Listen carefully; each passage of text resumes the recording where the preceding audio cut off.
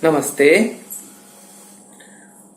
I am happy to share my thoughts about the glorious Indian culture. In the way of commencing my talk, I would like to share with you a small story. This story is from the life and times of Chhatrapati Shivaji Maharaja.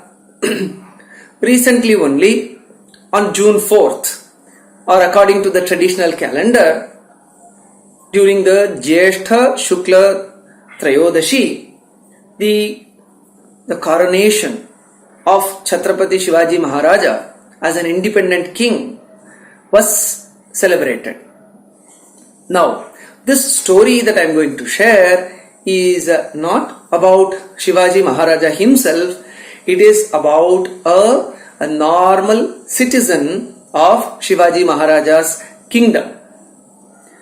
Her name is Hirkani,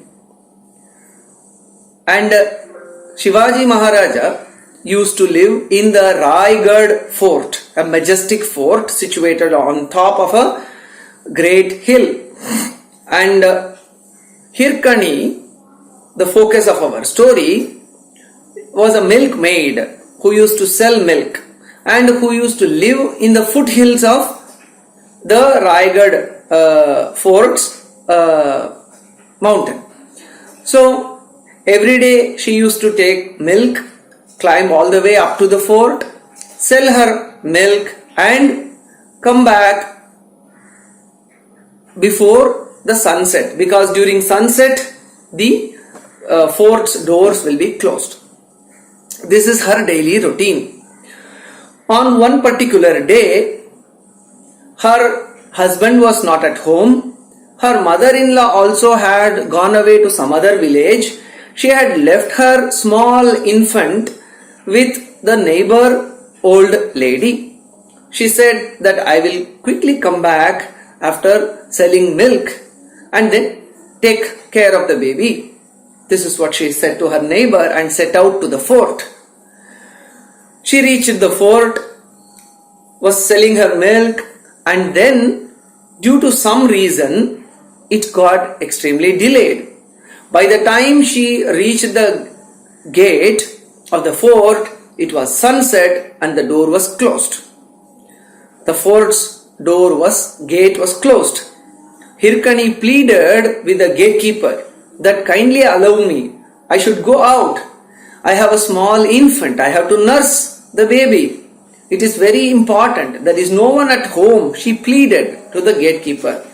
But the gatekeeper has to do his duty. He said that it is the order of Shivaji Maharaja that after sunset, no one, under no one's request or no one's orders, the gate should be opened, even if he himself comes. So that was the orders given by Shivaji Maharaja, which cannot be broken, and hence the gatekeeper says, I cannot help you. So she shares her grief with people around her and learns that the fort is protected all around. There is no way by which she can get down on her own. But there is one side of the fort which does not have the fortification or gates, because it is a steep drop down the hill. Hence there is a natural protection. No one will try to go down or climb up through that way. It is impossible humanly. So only that side is left unguarded, but all other sides of the Raigad fort is protected. So Hirkani had no other way. So with full of love for her child, only her child on the top of her mind, Hirkani takes the decision that she will climb down that steep drop in the hill, vertical drop in the hill, and try to reach her village. So she goes to that place and then slowly tries to get down through that drop. Though it was a steep drop, there were shrubs here and there, plants, wild plants here and there, but they were thorny plants. She tried to hold them and try to get down. There were thorns, so her hands were badly injured by that. And then sharp stones were jutting out here and there, and because of that also she had a lot of injuries, and it was night time after sunset, so lots of insects and various reptiles were also there troubling her.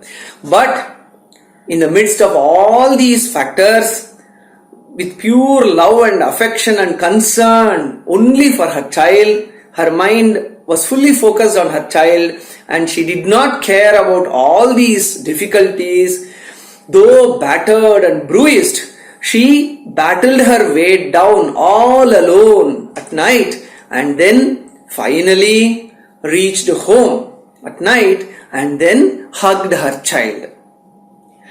Now the next morning, as usual, she goes to the fort to serve milk or to sell milk. The gatekeeper, now who lets her in, is amazed because the previous day she was not allowed. She was pleading. So how come she is coming from the village which is down below? So then, suspecting something wrong, he takes her to Shivaji Maharaja. There, before Shivaji Maharaja, Hirkani shares what she did the previous night. So Shivaji Maharaja did not punish her because no one was allowed to go down from the fort after sunset. But rather than punishing her for violating the orders, Shivaji Maharaja praised her, saluted her for her great motherhood, great motherly love towards her child.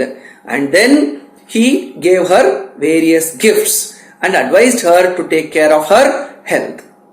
And not only that, after that, though that unprotected area, there also fortifications were created, walls were built, and that wall which was built was named after Hirkani.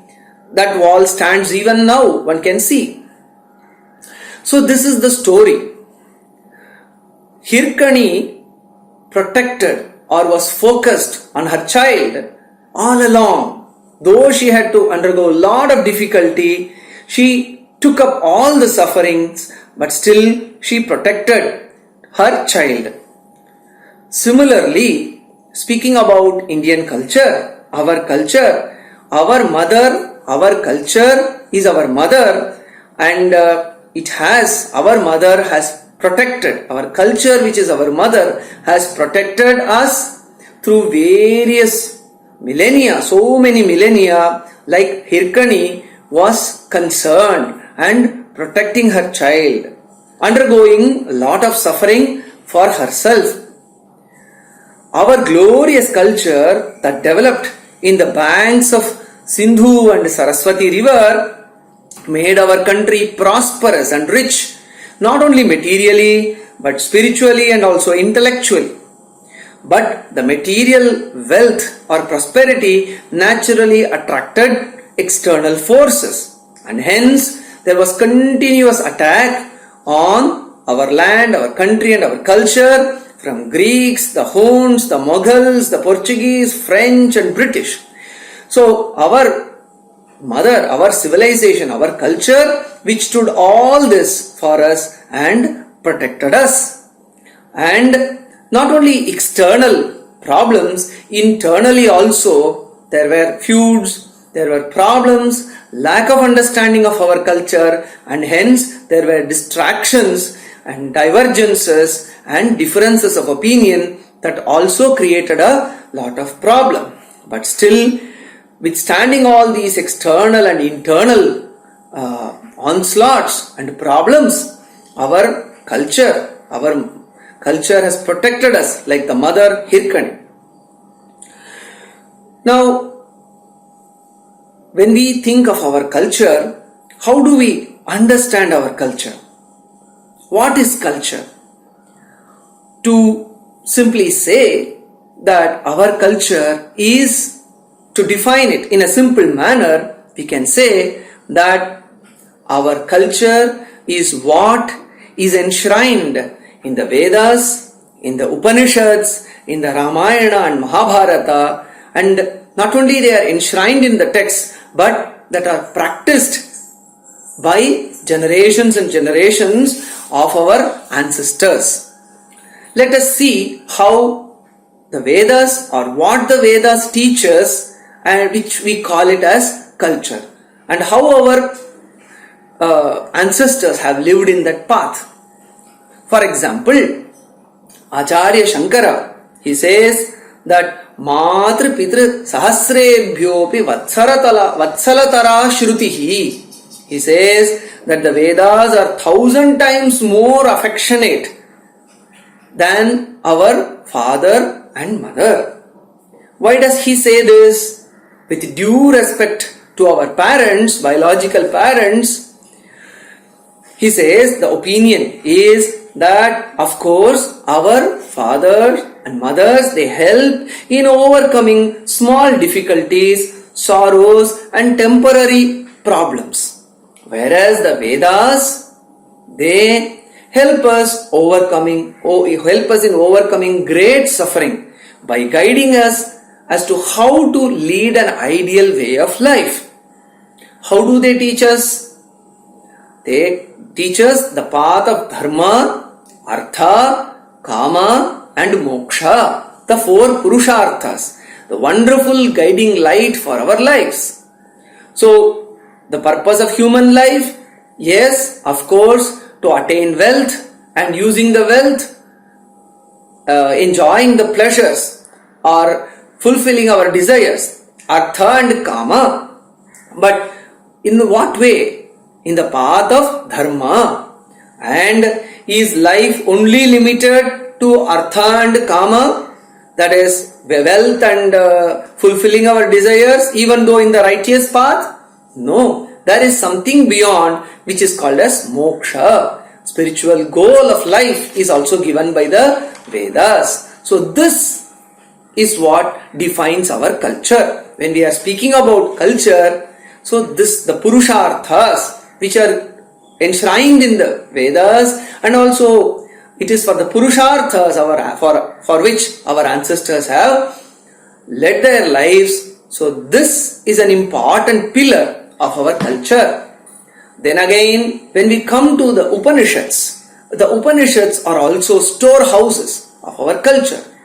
The Upanishads are also part of the Vedas themselves. They are singled out by me for a specific reason, because Swami Vivekananda says, what is an important teaching of the Upanishads? What is an important message that the Upanishads teach? He says, Abhihi, fearlessness, is the teaching that the Upanishads give to us. This is the view of Swami Vivekananda. Yes, there was no fear in our culture. Neither physically nor intellectually was there any fear. Our great kings and warriors fought in the wars. The Cheras, the Cholas, the Pandyas, and then the Marathas, the Rajputs, the Chalukyas, the Rashtrakutas. They were fearless fighters. And physically there was no fear in this manner. And intellectually and also spiritually, there was no fear. There was no fear to ask any questions. Questions that explored the frontier areas of the intellect were asked and answers were sought. So such was the nature of the culture, which was based on the Upanishads. Fearless questioning. Because of this fearless questioning, so many disciplines of knowledge were developed. The Ashtadasha Vidyasthanas, Shiksha, Vyakaranam, Kalpaha, Niruktam, Jyotisham, phonetics, grammar, and then various ways of mathematics, astrology, and so many other sciences were developed. Ayurveda, Yoga, all these knowledge systems could develop because there was no fear to ask questions. So in this manner, fearlessness is again the second characteristic of our dharma, of our culture. Then we come to Ramayana and Mahabharata.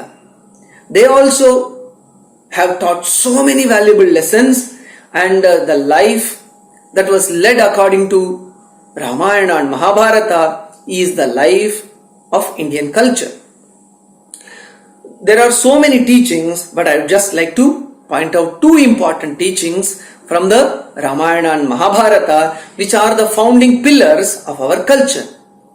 The first aspect is greatness is not achieved by birth. It is about the values and actions that are driven by the values that we perform, which determine the greatness of an individual. For example, in Ramayana, we see the life of great Vishwamitra. Who was Vishwamitra? Vishwamitra was the teacher of Sri Rama, one of the teachers of Sri Rama. And how is his life? He was a king, he was a great warrior, but later he becomes a Brahmarishi. By birth, though he was a warrior, later he becomes a great sage. How does he attain this sagehood or rishitva? How did he become a great rishi? He fought against himself, his own kama, his own krodha, his own lobha. He fought against them and then he conquered them, and then from that he transformed himself from being a warrior into a great sage, great rishi, who finally gave us the Gayatri mantra. Dhiyo yo nah prachodayat. Every household in this culture, we chant this mantra. We seek the intellectual inspiration from the sun god. And this mantra was given by none other than Sri Vishwamitra, sage Vishwamitra. So this is one example that shows that greatness does not come by birth. It is by our actions. It is by our deeds by which the greatness is achieved. Mahabharata also has a shining example towards this. Sage Vyasa. Who was Vyasa? Vyasa was the son of Satyavati. Vyasaha Satyavati Sutaha. Satyavati was born in the family of a fisherman community. So from that community, Vyasa was born, but because of his tapas, because of his learning, because of his focus in life, what happened? Vyasa rose to the level of a Maharshi, and then he even organized the Vedas, Vivyasa Vedan. Not only that, he wrote the Mahabharata, he wrote Ashtadasha Puranas, he wrote the Brahma Sutras, the Vedantic literature, the source text of the Vedantic knowledge. So in this way again, this is another shining example to show that greatness is not by birth, it is by guna and also karma. So this is one fundamental characteristic of our culture, which is again portrayed in Ramayana and Mahabharata.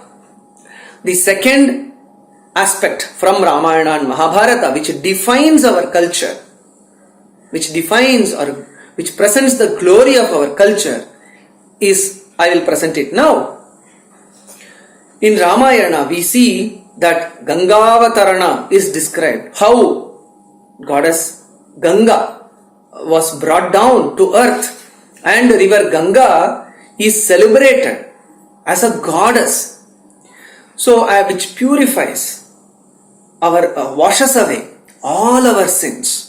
So Rama was taught this by sage Vishwamitra. So another important aspect of our culture is to worship and respect the nature. Though in our current situation, being influenced by various other factors, we don't care much about the nature, but originally in our culture, there was great respect to the natural resources. The nature was considered mother, Prakriti. Every river is mother goddess. Ganga, Yamuna, Saraswati, Kaveri, Sindhu, Godavari, Mahanadi. So all these are rivers and they were respected, glorified, saluted as goddesses and mothers. And in the Bhagavata we see that Krishna, to protect the cows and also those who take care of the cows, he first initiates the worship of the Govardhana Parvata, the natural resource in the form of mountain and the resources there in the mountain, and later he lifts up Govardhana to protect the cattle and the community that is closely associated with the Gomata. So this again is another important dimension where we see that the rivers, the mountains, the natural resources, fellow beings like cows are to be respected, are to be protected. So living in harmony with the nature, that is also another founding principle of our culture. Thus, as the Vedas teach the Purushartha, a foundational aspect of our culture, the Upanishads teach fearlessness.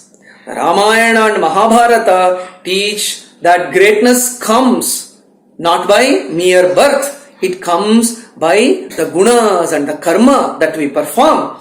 And finally, living a life of harmony with fellow beings and the nature around. So this is Indian culture. In short, this is the foundational principles of our Indian culture, and this is the mother, like Hirkani. So that has protected us, that has helped us to survive, sustain and prosper. Now, it is this culture about which we have to learn, we have to rediscover. Most of these aspects need not be told to us because of the generation after generation we have practiced all these things. It is all ingrained. The same genes of the rishis, the sages, the munis, the warriors we inherit. But due to the current influences, sometimes we forget things. But the thing that we have to do is we have to rediscover this glory. It's all within us. It's just the act of rediscovery that we need to do. So let us all in this involve ourselves in the path of rediscovery and let us nurture our culture. And before concluding, I would like to say just 4 points that how we can connect ourselves or associate with our culture more.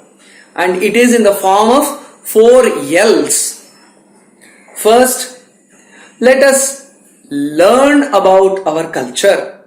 So, there are so many qualities which are ingrained, but as we go and study more about the Vedas, the Upanishads, the Gita, the Mahabharata, the Ramayana, let us expose ourselves to the greatness of our culture. So, learning is the first L that we can do with regard to our culture.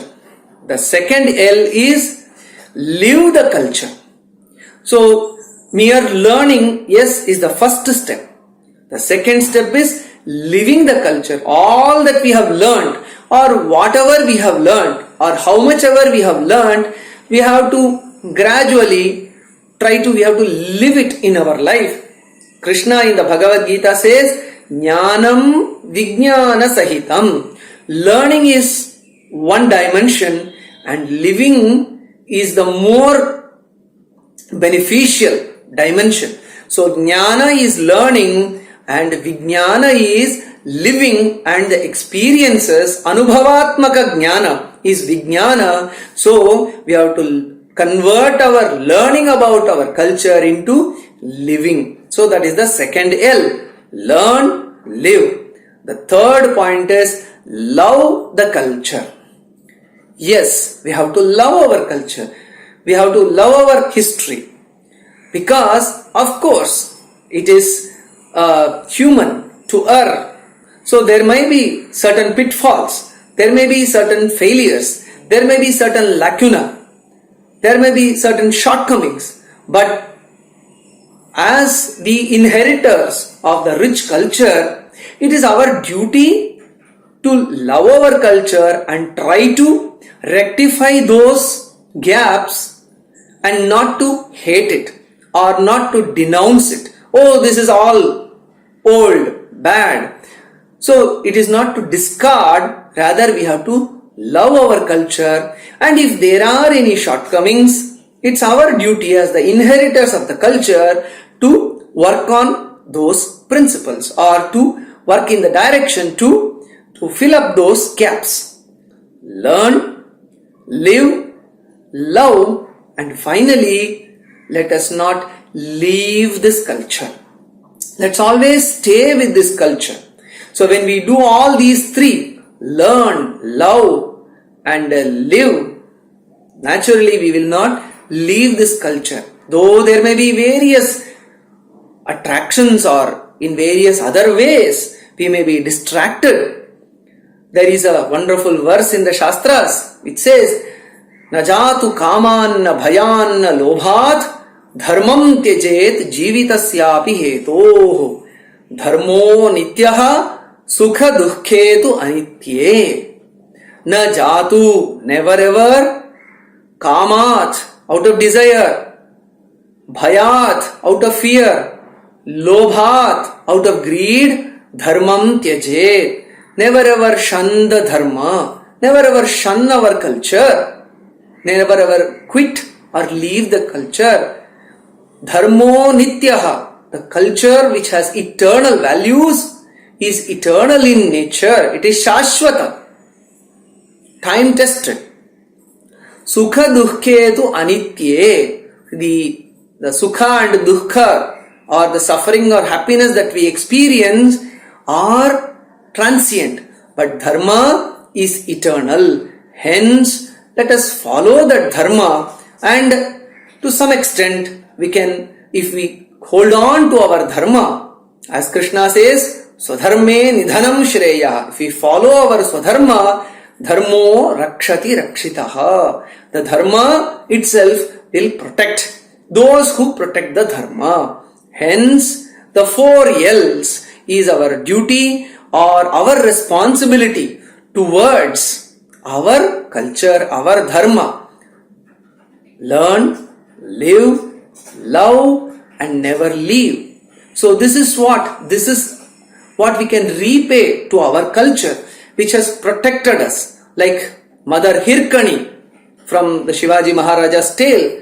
Under all difficulties, she has protected us, and this is the humble way in which we can repay to our glorious culture. Om Shanti Shanti Shanti. Dear children, Namaste.